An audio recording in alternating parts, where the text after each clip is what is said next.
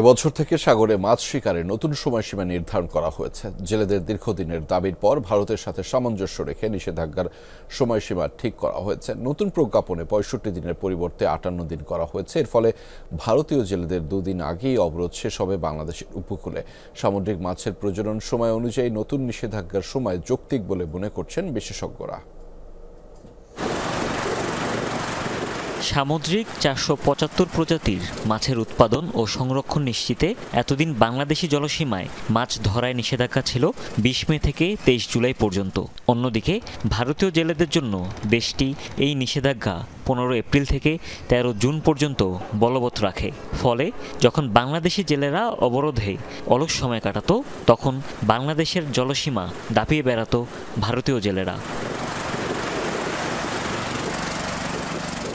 ভারতীয় জেলেদের সাথে সমন্বয় করে মাছ শিকারের নিষেধাজ্ঞার সময়সীমা নির্ধারণের দাবি করে আসছিল বাংলাদেশের মৎস্যজীবীরা। দীর্ঘদিন পর পূরণ হয়েছে সেই দাবি। নিষেধাজ্ঞার সময় নিয়ে নতুন প্রজ্ঞাপন জারি করেছে মৎস্য ও প্রাণী সম্পদ মন্ত্রণালয়। চলতি বছর থেকে বাংলাদেশে ১৫ এপ্রিল থেকে ১১ জুন পর্যন্ত নিষেধাজ্ঞার সময়সীমা ধার্য করা হয়েছে। এতে একই সাথে যেমন এক বেশি সুবিধা পাবে না ভারতীয় জেলেরা, তেমনি প্রতিবেশী জেলেদের থেকে ২ দিন কম অবরোধ থাকবে বাংলাদেশে। সরকারের এমন সিদ্ধান্তে খুশি উপকূলের জেলে ও মাছ ব্যবসায়ীরা।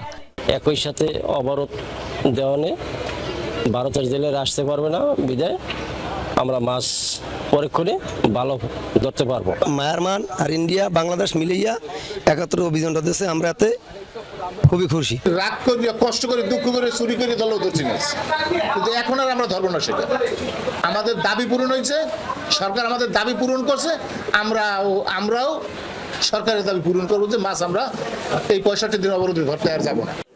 ইলিশ সহ সামুদ্রিক বিভিন্ন মাছের প্রজনন কাল হিসেবেও নতুন নিষেধাজ্ঞার এই সময়সীমা যৌক্তিক বলছেন গবেষকরা।